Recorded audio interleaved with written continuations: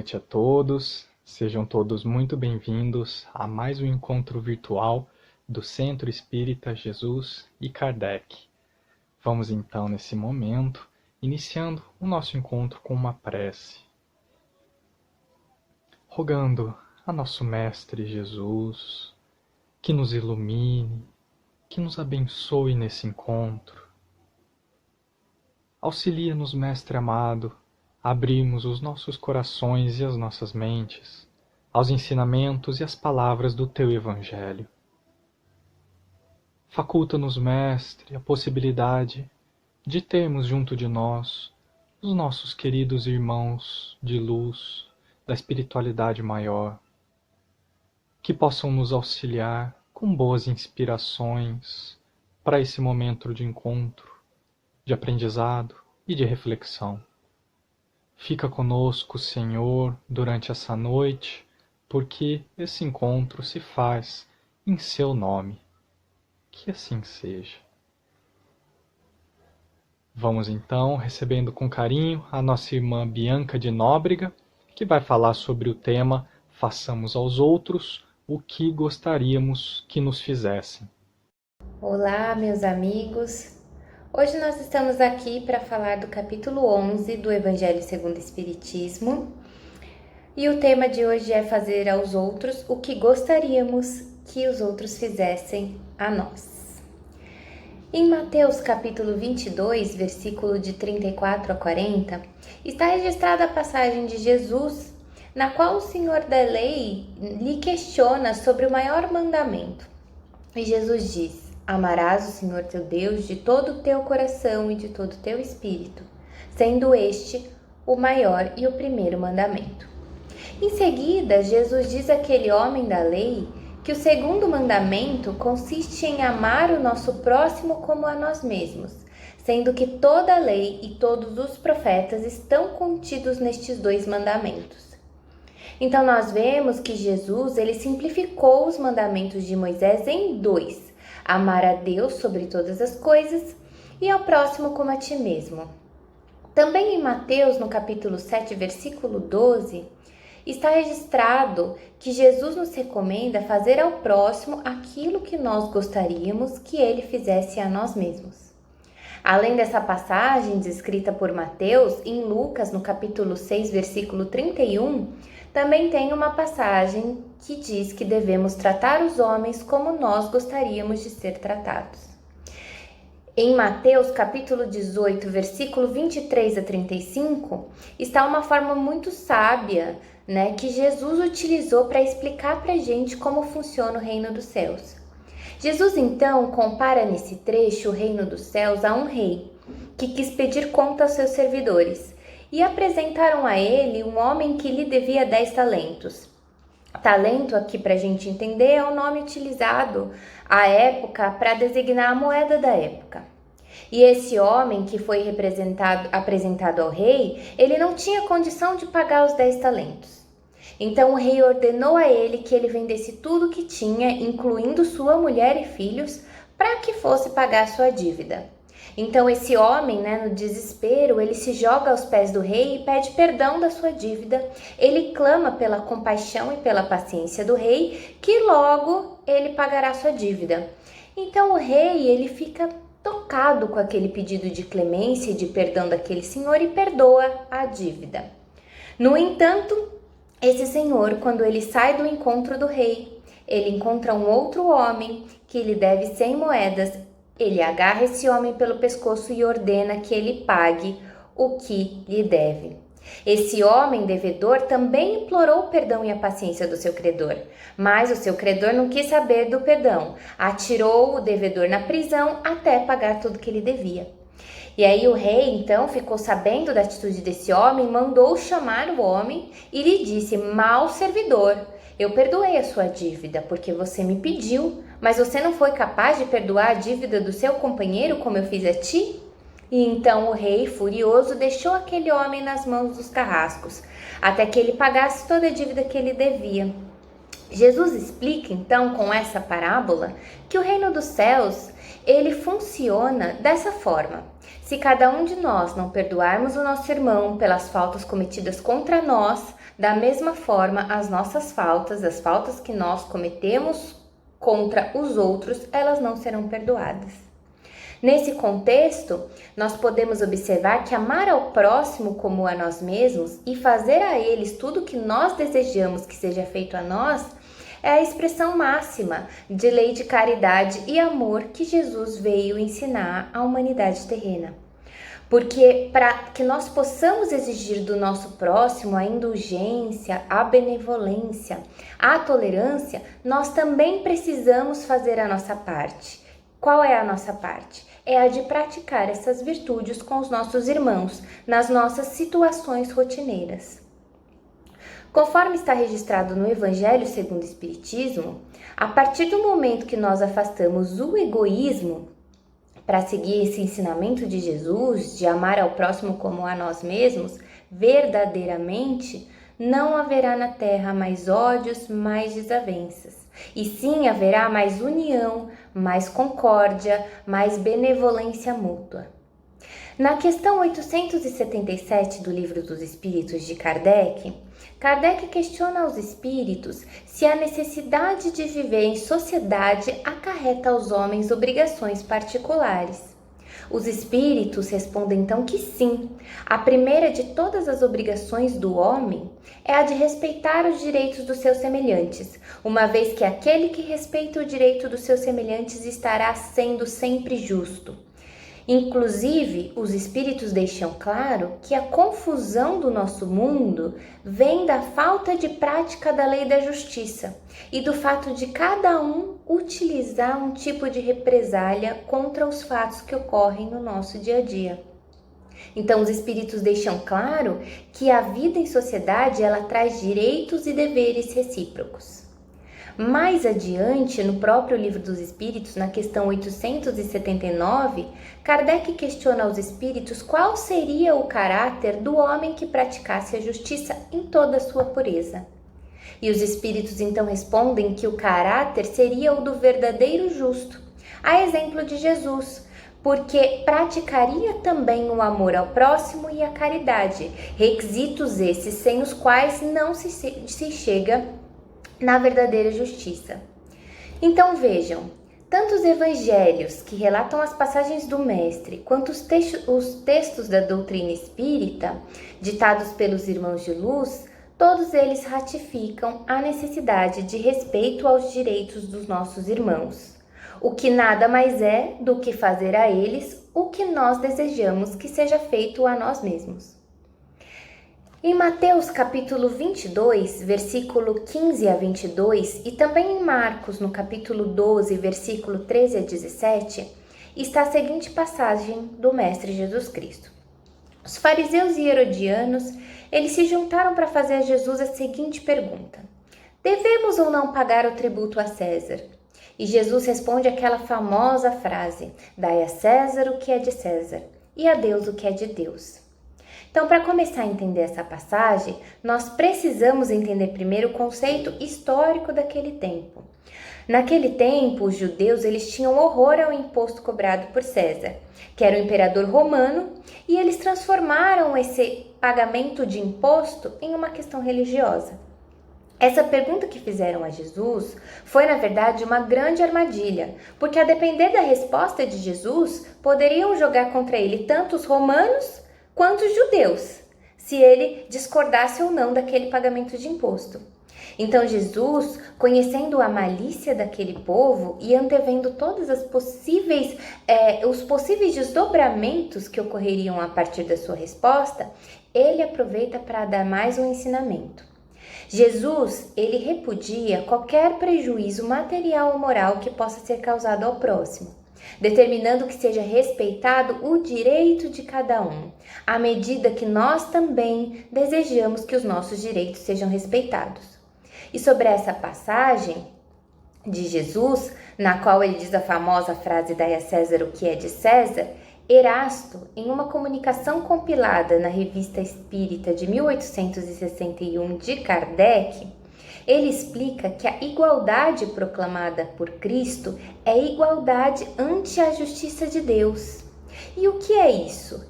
é o nosso direito, conforme nosso dever cumprido, de subir na hierarquia dos espíritos e um dia atingir mundos adiantados, onde reina a perfeita felicidade. Para isso, não são levados em conta nem o nascimento nem a fortuna. O pobre e o fraco, eles também alcançam o mesmo patamar do que o rico e o poderoso aqui da Terra, porque não se leva em consideração as riquezas materiais que nós temos, né? Lá ninguém consegue o perdão com dinheiro, com os bens materiais. Os direitos, eles são iguais para todos.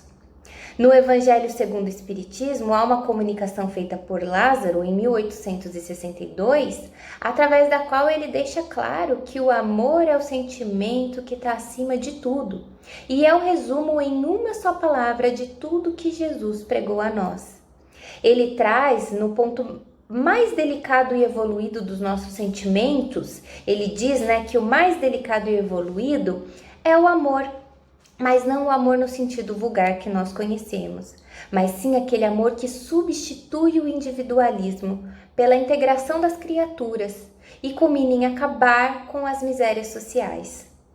Então, para alcançar a meta a que se destina o homem, é preciso que nós vençamos os nossos instintos, aperfeiçoemos os nossos sentimentos, deixando para último plano os germes da matéria, para que nós possamos então trazer no íntimo a lei do progresso de nós mesmos e assim da humanidade, porque quando nós progredimos, nós também auxiliamos o progresso moral da humanidade, assim como está descrito na obra A Gênese de Kardec.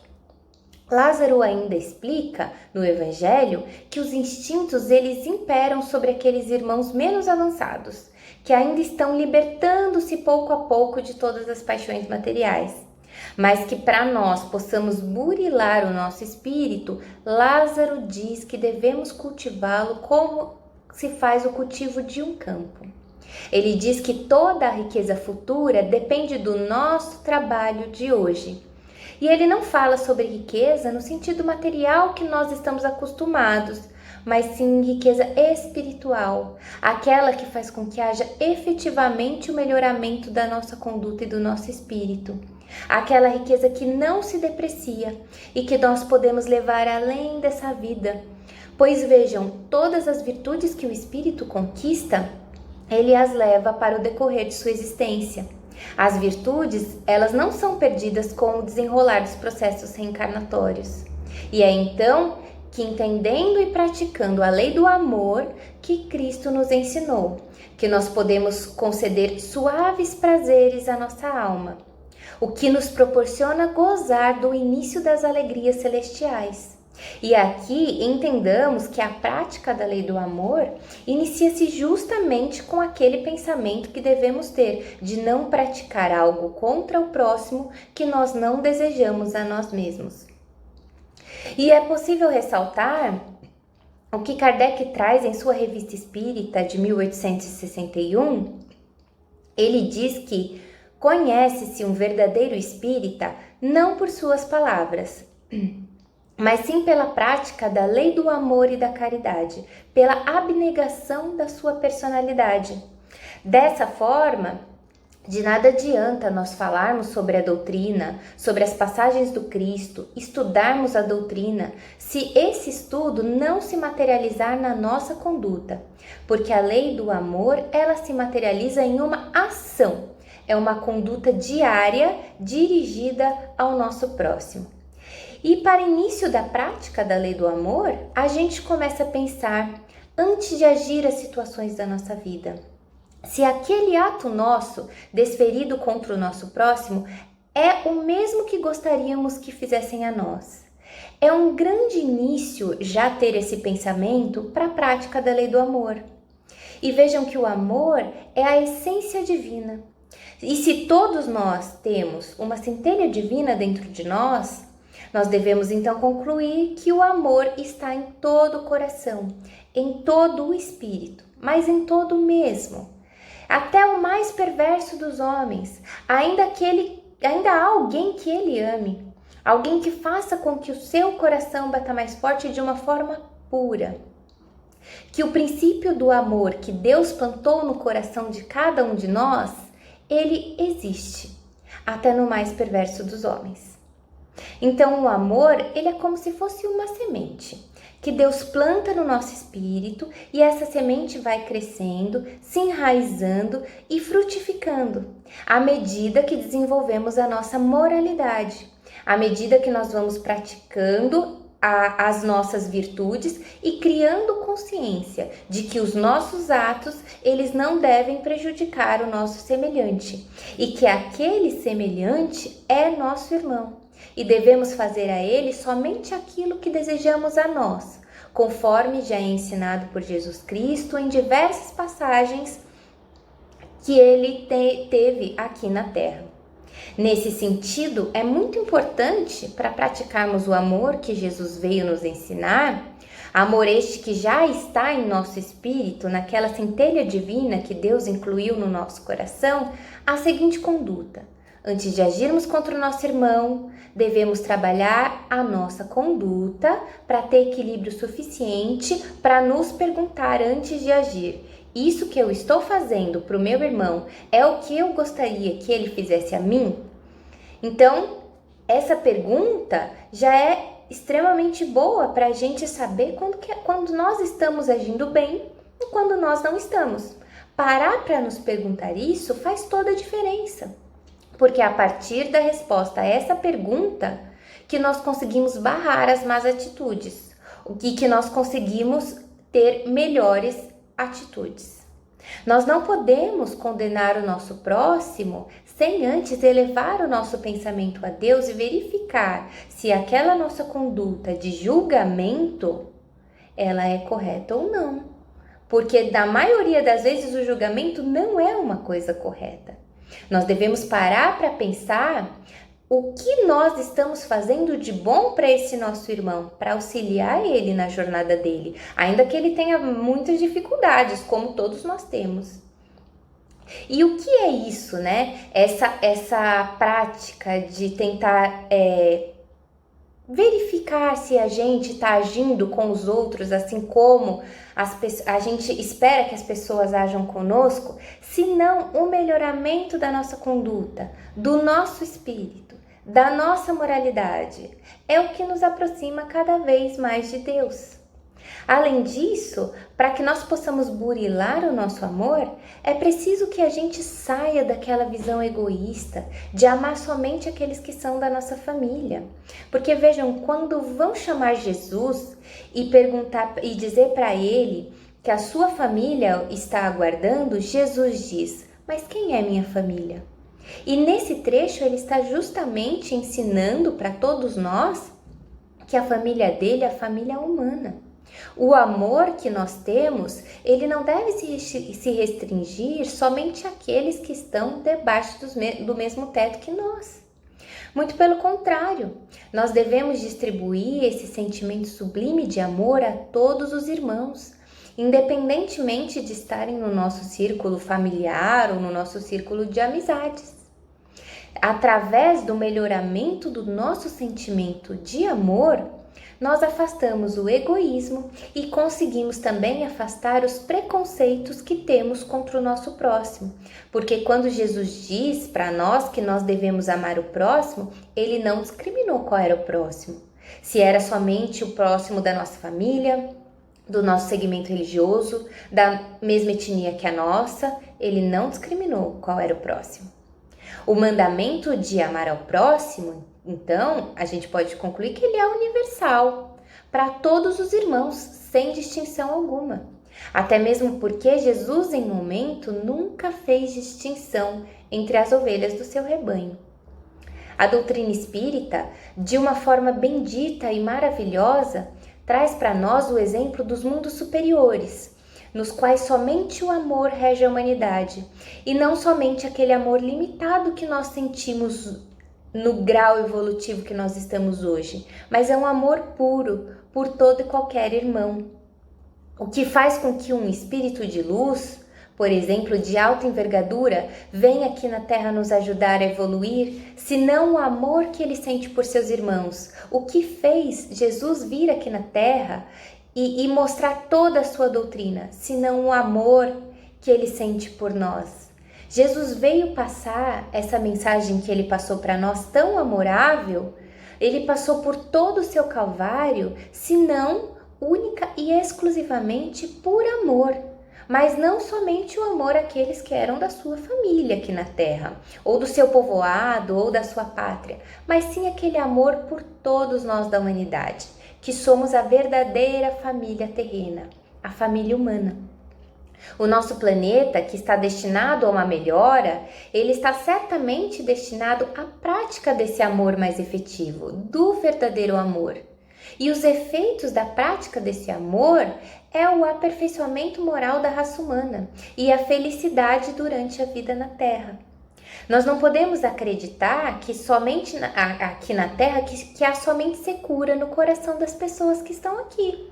Muitas vezes nós vemos tantas atrocidades, que nós deixamos de acreditar na melhora da humanidade. Mas nós não podemos deixar isso acontecer com a gente, porque nas diversas mensagens do plano espiritual, elas vêm nos confortar para informar que até o pior dos homens ainda se converterá para a prática do amor. Jesus disse que nenhuma ovelha se desgarrará. Então esse é o nosso determinismo. Nós estamos destinados a sermos espíritos melhores e a aprendermos, custe o que custar, a prática do amor puro, como Jesus ensina para nós, porque nós estamos fadados todos a sermos um dia espíritos puros. E esse amor, quanto mais nós praticarmos, ele é como se fosse um ímã. Ele vai fazendo com que toda a humanidade se renda a esse amor puro.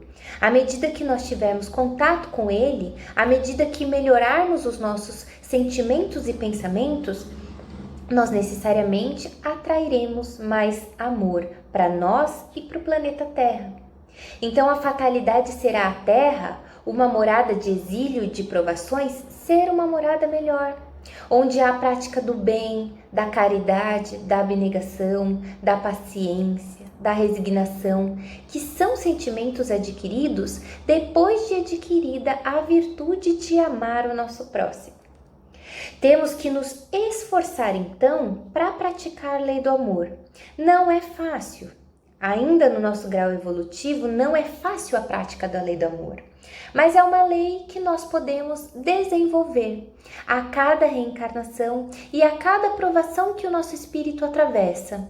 Tudo isso em prol do melhoramento também da Terra, para que aqui seja uma morada mais suave, com moradores com sentimentos mais sublimes. Na Revista Espírita de 1862 de Kardec, há um trecho que explica que, a fim de nos melhorarmos, nós, os espíritos, realizamos diversas reencarnações no mesmo mundo. E em determinadas épocas, há reencarnações em massa de espíritos no globo terrestre que, um pouco mais adiantados que nós, esses espíritos, eles se misturam entre nós e fazem com que haja evolução no planeta Terra. E aí, logicamente, nós, espíritos que aqui habitamos, também evoluímos juntos. Então, essas migrações e emigrações entre os mundos, que está inclusive descrito na Gênese, também escrita por Kardec, esses espíritos que chegam, eles são espíritos que praticam efetivamente a lei do amor. Eles auxiliam o melhoramento da Terra, para que seja para nós uma morada mais suave, com sentimentos mais sublimes. Esses irmãos, eles chegam até nós para dar cumprimento ao que Jesus nos trouxe, a lei do amor e a caridade ao próximo. Porque, como está descrito na Revista Espírita de 1865 de Kardec, a lei do amor necessita ser praticada para que nos aproximemos cada vez mais de Deus. E quando a gente pensa que Jesus veio dar cumprimento à lei vigente da época dele, é exatamente isso. Ele veio ensinar aos homens como agir à luz do amor ao próximo e da caridade, como fazer ao próximo o que nós queremos que seja feito a nós. Exatamente isso, como fazer ao próximo o que nós queremos que seja feito a nós, é a lei de amor ensinada por Jesus Cristo. E amar é procurar o verdadeiro sentido de todas as dores que afligem os nossos irmãos, para levar a eles um alívio, o alívio que estiver ao nosso alcance. É começar a olhar a família humana como a nossa grande família, que nós vamos nos deparar através de diversas reencarnações. Muitas vezes a gente pensa que a gente não tem nenhum auxílio que a gente possa dar ao próximo, nenhum alívio que esteja ao nosso alcance, mas nós sempre temos. É só a gente procurar. Em todas as situações, nós temos uma chance de sermos melhor, de termos atitudes melhor para com os nossos irmãos. O amor, ele não se manifesta somente com ajuda material aos nossos irmãos. Muitas vezes é com uma palavra, com um conselho, com um ombro amigo, né? Fazer a ele o que você gostaria que fizesse a você.